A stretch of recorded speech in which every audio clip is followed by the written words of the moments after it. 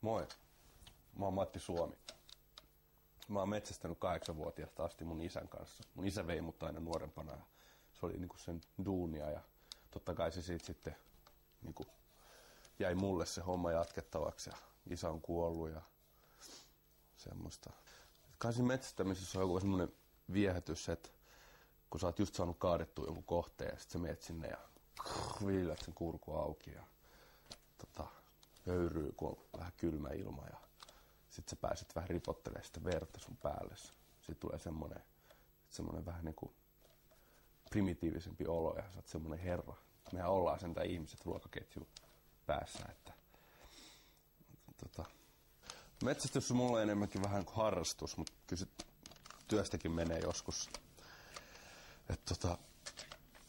Et joskus kun mä otan niitä raatoja mukaan, mitä mä siellä saan, niin mä joskus menen torille myymään. Ja välillä se on kans vähän urheilumetsästys pari kertaa viikossa, kun mä menen, niin sit joskus mä otan ne mun saaliit mukaan tai palasia niistä, että mulla on toi pakastin täynnä silloin tällöin. Silloin mä etän sinne vaan maatumaan, että luonto huolehtii jätteistä.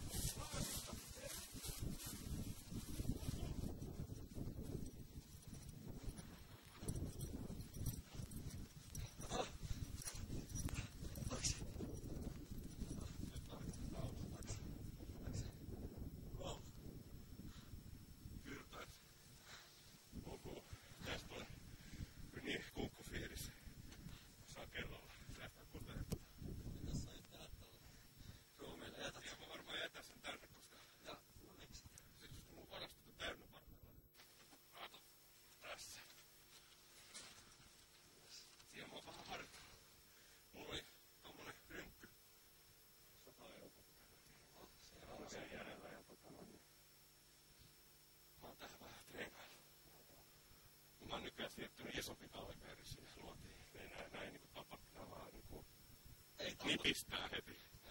Nää vanhat, joo.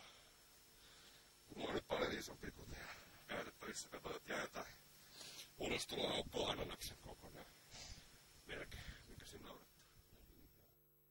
Armeijassa. Kyllä mä siellä olin ja olisin halunnut olla ihan työhön jäädäkseni sinne, mutta jotain hämminkiä siellä oli. Että en mä sit potkasivat mut pois ja en mä halus puhua oikein siitä. Se on aika herkkää aikaa vielä. Miksi ne potkas sut ulos? No, ei meidän tarvitse siihen panoutua sen enempää. Se oli vaan, se on nyt vaan niin. Että joku toinen aihe mielellään. Kerrotko jotain vaikka vanhemmista, lapsuudesta? Joo. Mulla oli äiti, hänen nimi oli Maarit. Mulla oli tosi hyvä suhde, tosi lämmin suhde mun äitiin ja kyllä isäkin totta kai, mutta se on aina eri juttu. Sillä lailla, että me puhuttiin ihan kaikista jutuista äiskän kanssa. Ja mä muistan yksi hassu juttu, kun mä olin aika nuori, mä olin ehkä 10-11 ja sit mä juoksin tuon samojen maiden myös poluilla ja ne on vähän huonokuntoista, paljon kantoja maassa ja on vaikea juosta. Ja tietenkin mun, kun oli 10-11 nuori kloppi, niin kyllä se nyt vähän innostuu, kun juoksee ja sitten kaatuu. Sitten mä kerran kaaduin ja mä aukasin molemmat polveni. Ja sit äiti kuuli, kun mä huusin siellä. No niin, joo oikealle tästä. No niin, hyvä. Nyt mä ajattelin vähän näyttää ihan mun taulipinolla olevia maapläntejä, kun se on vähän semmoista suoraa vettä. Vähän kuivunut vanha suola sanoen, mutta se on aika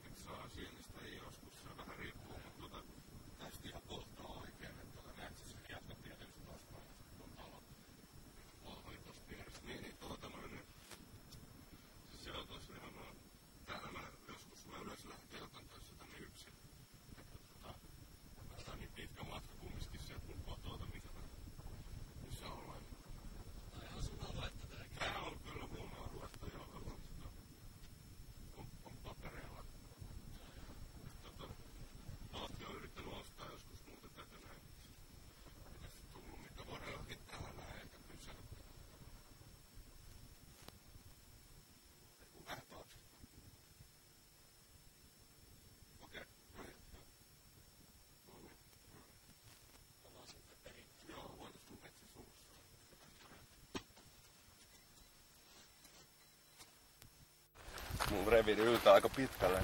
Yleensä tähän aikaan päivästä. Ja mä tuun tänne näin päin. Suunnistajia tulee. Suunnistajia? Yksin ne menee, niin ne on helppoja, kun ampuis kaloja vesitymmeristä. Joo. No, tässä on hyvä mesta väijyä. Yleensä tähän aikoihin mä vein. Tähän aikaan päivästä? Pitäisikö meidän olla tässä vähän piilossa? No kyllä nyt tässä lehdistön vieressä ei ne näe mitään, ne on niin keskittyneet siihen rastien etsimiseen vai mitä nyt onkaan. Jumalauta! Ei vitsi! Oliko siinä oli yksi. Odota nyt. Se näytti aika eksyneeltä. Venä. Kato, saas! Ei! Uudestaan! No, menikö ohi? Joo! Jumalauta! Se on ihan jännä tilanne. Onneksi ei päässyt ihan takas sinne korpeesta. Tämä on ollut aika vaikea. Ai vitsi. Kattokaa se tuomisesta. Aivot tullut ulos ihan noilta olepas tarkka. Niin, tossa saatiin vähän suunnistajaakin salviksi. Tää päivä on niin kuuma päivä, että ei oikein jaksa hirveästi. Voitais oikeastaan mennä takas kotiin päin. Se on jotakin mun kotia, mut siis meinaa sellainen.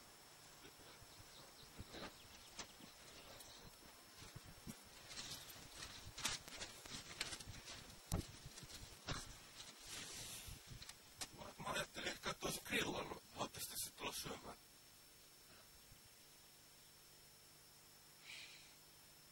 Ei kiitos. No, moi.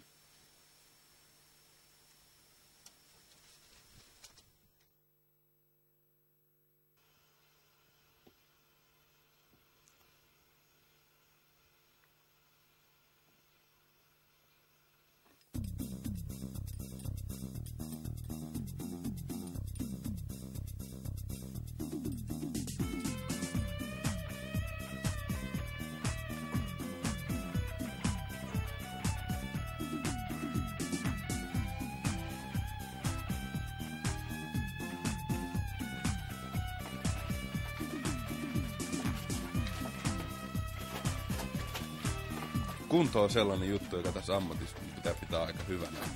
5 kertaa viikossa mä lähden 6 aamulla ylös ja pitkä lenkki aina. Sitten on erilaisia taistelulajejakin tultu harrastettua. Mitä niitä nyt onkaan, en jaksa luetella. Mut tarkkuusammunta on se, mistä mä oon paras, kaikista paras.